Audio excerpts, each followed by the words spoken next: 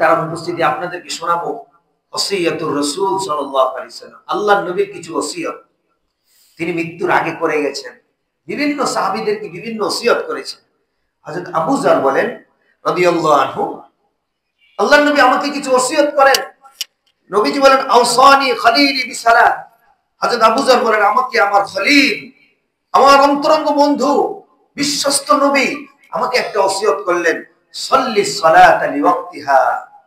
বাবা সাবধান, ওয়াক্ত আসার সাথে সাথে নামাজ পড়ে ফেলবে, কোনদিন নামাজ কাজা করবে না।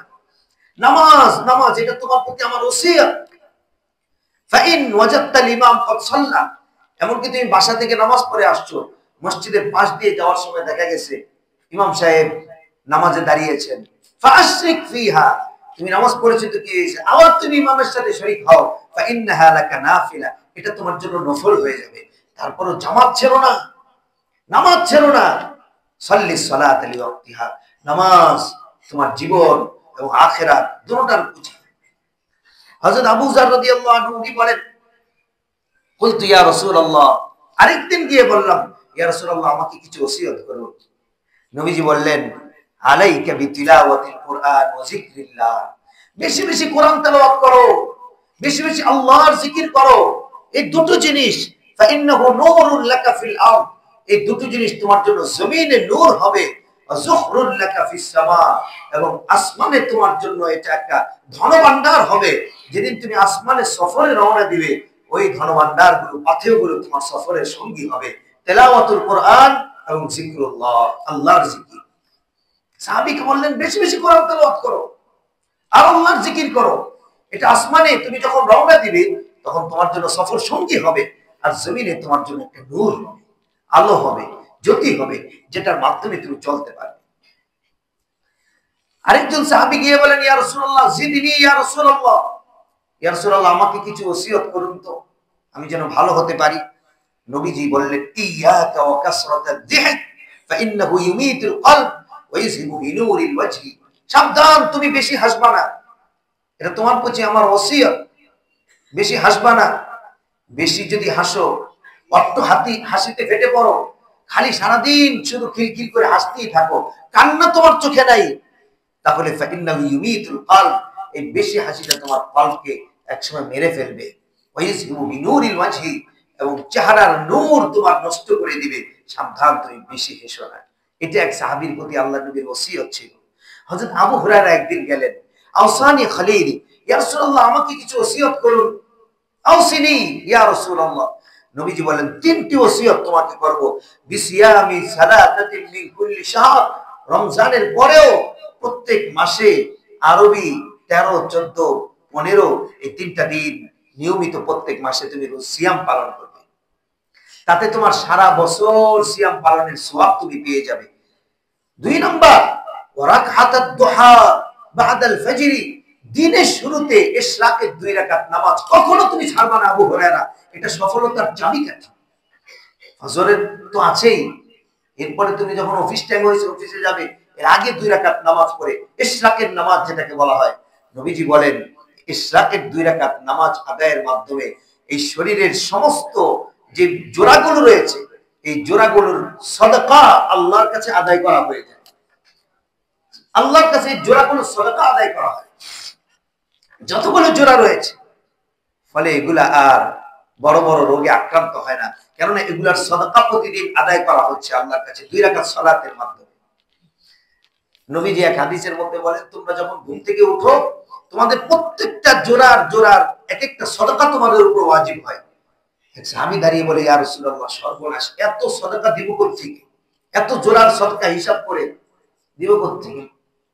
জোড়ার প্রতি আল্লাহর নবী সাল্লাল্লাহু আলাইহি ওয়াসাল্লাম বলেন রাকাতাদ দুহা বাদাল ফজর ওয়া হিয়া সাদাকাতুন লিল আযমার, তুমি যদি দিনের শুরুতে 2 রাকাত ইশরাকের নামাজ আদায় করতে পারো, এর মাধ্যমে তোমার সমস্ত অঙ্গ প্রত্যঙ্গের সাদাকা আল্লাহর দরবারে আদায় হয়, তোমাকে একটা পরিপূর্ণ উমরা করার সমপরিমাণ সওয়াব তোমাকে দান করা হয় আল্লাহর পক্ষ থেকে। আবু হুরায়রাকে এই ওসিয়ত করলেন। তৃতীয় ওসিয়ত করলেন ওয়া আনতুতিরা ক্বাবলা আন তানামা, ঘুমানোর পূর্বে বিতির করে ঘুমাবে, সাবধান বিতির ছাড়বা না, বিতির ছাড়বা না, আউতির বিতির নামাজ তুমি পড়ো, মাসে 3 দিন রোজা রাখো, সিয়াম পালন করো, দিনের শুরুতে 2 রাকাত নামাজ পড়ো, আর তুমি বিতির নামাজ পড়ার পূর্বে ঘুমাবা না, ঘুমানোর পূর্বে বিতির পরে ঘুমাও। হযরত হুরমুজ রাদিয়াল্লাহু তাআলা আনহু তিনি একদা আল্লাহর নবীর কাছে গিয়ে বললেন, ইয়া রাসূলুল্লাহ আউসিনি, আমাকে কিছু ওসিয়ত করুন তো।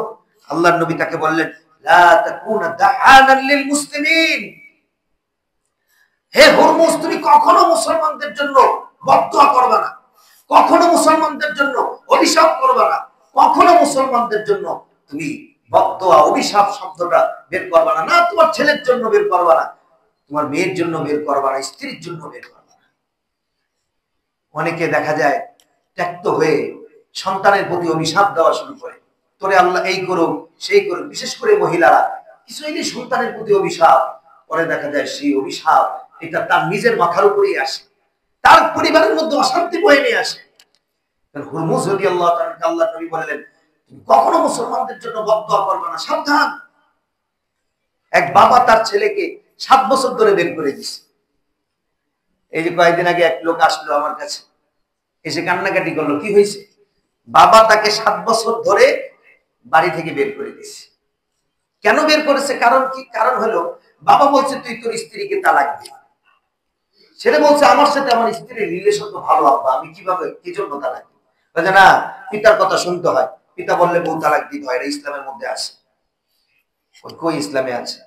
ইব্রাহিম আলাইহিস সালাম বলছে ওনার ছেলের বউকে ঘরের চৌকাঠ বদলাইতে, ইসমাইল আলাইহিস সালাম সাথে সাথে ঘরের চৌকাঠ বদলাই দিছে।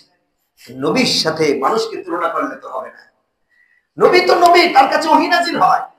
তিনি ইব্রাহিম আলাইহিস সালাম ওই সময় আল্লাহ ওহী নাজিল করে ওটাই জানিয়েছেন, তিনি ওটা বলেছেন। ওটার সাথে আমার আর আপনার, আমরা শ্বশুররা যারা আছি, তারা যদি মনে করে হ্যাঁ আমরাও আমাদের ছেলেরা কিছু হলে বলবো যে বউ সার না ছাড়লে এই কবিরা গুনাহ করতেছে, না কুশ্চিত কালেও নয়। এক্ষেত্রে আপনার ছেলে আপনার কথা মানতে বাধ্য নয়।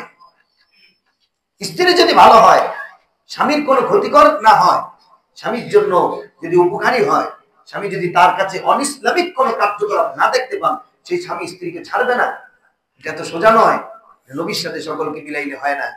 তো মুহতারাম ভাই, সেই পিতা তার ছেলেকে 7 বছর ধরে ঘরে ঢুকতে দিচ্ছে না। এমনকি তার সন্তান হওয়ার পরে তার জন্য অনেক মিষ্টি দ্রব্য ইত্যাদি নিয়ে গেছে, ঘরে ঢুকতে দেয় নাই। কি পাষণ্ড বাবা হইলে এই কাজ করতে পারে? আপনি চিন্তা করেন, একটা ছেলেকে খালি বদদুয়া দেয়, খালি বদদুয়া দেয়, খালি বদদুয়া। আল্লাহ নবীজি বললেন, সাবধান, লা তাকুনা দাআনান লিল মুসলিমিন, মুসলমানদের জন্য কখনো বদদুয়া করবে না, বদদুয়ার দরজা বন্ধ করো। এখানে মুসলিমিন বলে আরেকটা অপশন আল্লাহ নবী খোলা রেখেছেন। সহজে আপনি কথা বলবেন? আচ্ছা, তাহলে একটা অপশন খোলা রেখেছেন, কাফিরদের জন্য তোমার বদদুয়া করা জায়েজ আছে। আল্লাহর নবীকে আমি কিছু দলিল দেই। আল্লাহর নবীকে যখন কাফেররা মাথার উপরে ভুঁড়ি চাপায় দিল, নবীজি দীর্ঘক্ষণ পর্যন্ত সিজদা থেকে মাথা উঠাতে পারছেন না। নবীজি সে সময় মাথা উঠিয়ে এক একজনের নাম ধরে বদদুয়া করেছেন। আল্লাহুম্মা আহলিক আবা জাহাল, আল্লাহ আবু জাহলকে ধ্বংস করেন। আল্লাহুম্মা আহলিক উতবা, আল্লাহ উতবাকে ধ্বংস করেন। আল্লাহুম্মা আহলিক শাইবা, আল্লাহ শাইবাকে ধ্বংস করেন। যেগুলোর নাম নিয়েছে প্রত্যেকটা বদরের যুদ্ধে তারা নিহত হয়েছে, খুব করুণ ভাবে নিহত হয়েছে। কাফেরদের জন্য বদদুয়া জায়েজ। হুবাইব রাদিয়াল্লাহু তাআলা আনহুকে যখন ইসলামের কারণে ছুরিতে চড়ানো হচ্ছে, ওনাকে তীর মারা হচ্ছে, তখন তিনি বলছিলেন আল্লাহুম্মা আকতুলহুম আদাদা, আল্লাহ প্রত্যেককে আপনি এক একটা করে তাদেরকে হত্যা করবেন। ওয়াহসিহিম মাদাদা, আল্লাহ তাদেরকে আপনি গণনা করে রাখেন। কাফেরদের জন্য বদদুয়া হুবাইব করেছেন, সাহাবীরা করেছেন, আল্লাহর নবী করেছেন। এই জন্য মুহতারাম ভাই, আপনি কখনো ইফতার করার পূর্বে ফিলিস্তিনি ভাইদের জন্য দোয়া করতে ভুলবেন না, আর ইসরায়েলি ইহুদিদের জন্য বদদুয়া করতে কখনো ভুলবেন না। ঠিক যেভাবে আমাদের শিশুদেরকে তারা হত্যা করতেছে, বোম মেরে মেরে তারা মানুষ হত্যা করতেছে, আল্লাহ যেন তাদের ধ্বংস আমাদের চোখে দেখায় দেয়। আমিন বলেন। যাদের কপালে হেদায়েত আছে, তো আল্লাহ যেন হেদায়েত দান করেন, আর না হয় আল্লাহ যেন পুরো ইসরায়েলের ইহুদি গোষ্ঠীর ধ্বংস আমাদের চোখে আল্লাহ তাআলা দেখায় দেন। কাফেরদের জন্য বদদুয়া চলছে সারা বিশ্বে, মক্কায়, মদিনায় সহ। আল্লাহ যেন এই বর্বর হামলার প্রতিশোধ আল্লাহ নিজেই যেন দান করেন। আমরা কিছু করতে পারছি না, কমস কম এতটুকু তো করতে পারি, আমাদের কোন টাকার অংশ দিয়ে যেন ইসরায়েলি ইহুদি গোষ্ঠী তারা যেন আমাদের ভাইয়ের উপরে বম্বিং না করতে পারে, চিহ্নিত করে করে তাদের পণ্যগুলো আমাদের বয়কট করা, এগুলো আমাদের ঈমানি দাবি। আমি যখন তাদের পণ্যে চমক দিব, মনে করবো যে এক একজন ফিলিস্তিনি ভাইদের রক্তের মধ্যে মিশ্রিত আছে।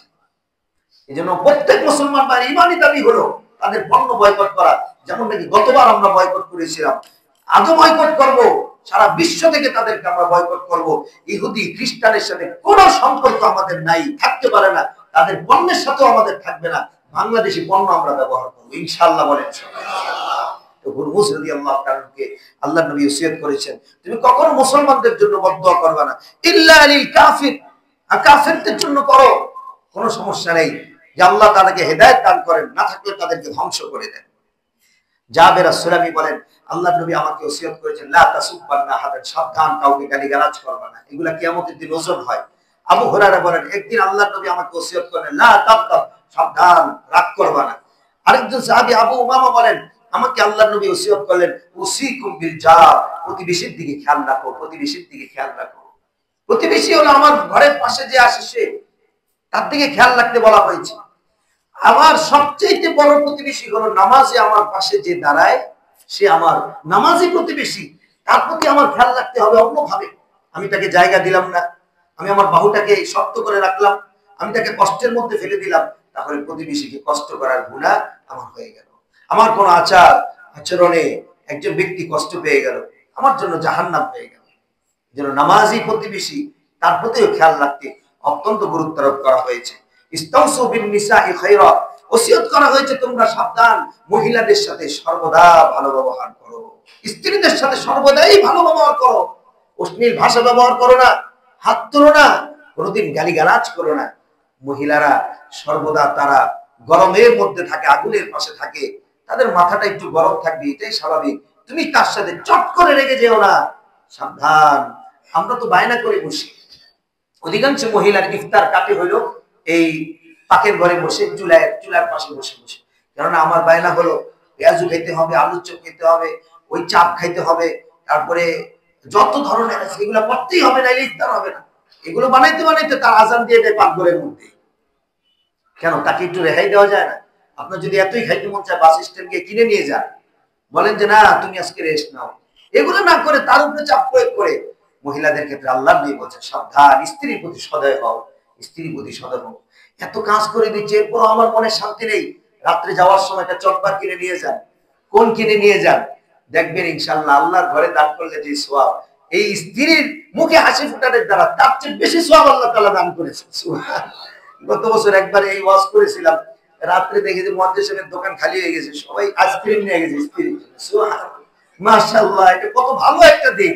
স্ত্রীর প্রতি আপনারা সুনজর দেন, ভালো ব্যবহার করেন, ইনশাআল্লাহ ঘর আলোকিত হবে, আপনার পরিবার আলোকিত হবে। সর্বশেষ ওসিয়ত, আদ্দু আমওয়ালাকুম, সাবধান, তোমরা তোমাদের মালগুলোর হক আদায় করে দাও, যাকাতগুলো আদায় করে দাও, ফিতরাগুলো আদায় করে দাও, তোমাদের মাল হেফাজত থাকবে, তোমরাও হেফাজত থাকবে। হুজুর ফিতরা কত? এবার গম এবং আটা আমাদের বাংলাদেশে যেহেতু প্রধান অন্যতম খাদ্য, হাদিসের মধ্যে বলা হয়েছে আদা স, আদা স হলো 1 কেজি 650 গ্রাম, 1 কেজি 650 গ্রাম ধার্য করে 110 টাকা মাথা পিছু ধার্য করা হয়েছে।